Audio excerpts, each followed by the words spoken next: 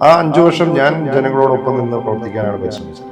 ഞാൻ MLA ആയി വിജയിക്കുമ്പോൾ ഞാൻ NSUI അഖിലേന്ത്യാ പ്രസിഡന്റാണ്. അപ്പോൾ ഞാൻ അതിനുശേഷം ഡൽഹിയിൽ പോയി.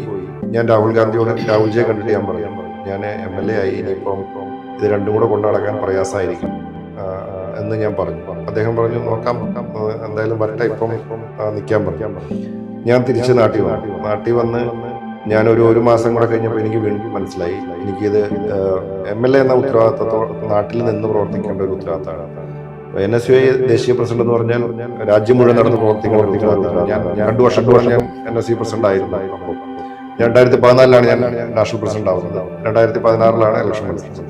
അപ്പൊ ഞാൻ വീണ്ടും രാഹുൽജിയെ കണ്ടിട്ട് പറഞ്ഞു, ഇത് എനിക്ക് രണ്ടിനോടും നീതി പുലർത്താൻ പറ്റില്ല, രണ്ടും ഭാരിച്ച ഉത്തരവാദിത്തങ്ങളാണ്, അതുകൊണ്ട് എന്നെ ഒഴിയാൻ അനുവദിക്കണം.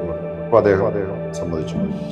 ഞാൻ അതിനുശേഷം 5 വർഷക്കാലവും നാട്ടില് വേറെ എവിടെയും ഒരു പരിപാടി എന്ന് വെച്ചാൽ പുറത്ത് മറ്റു കാര്യങ്ങൾ കൂടുതൽ അന്വേഷിക്കാൻ പോയിട്ടില്ല. ഞാൻ അങ്കമാലി മണ്ഡലത്തിൽ നിന്ന് ജനങ്ങളോടൊപ്പം നിന്ന് പ്രവർത്തിക്കാനായിട്ടാണ് പരിശ്രമിച്ചത്.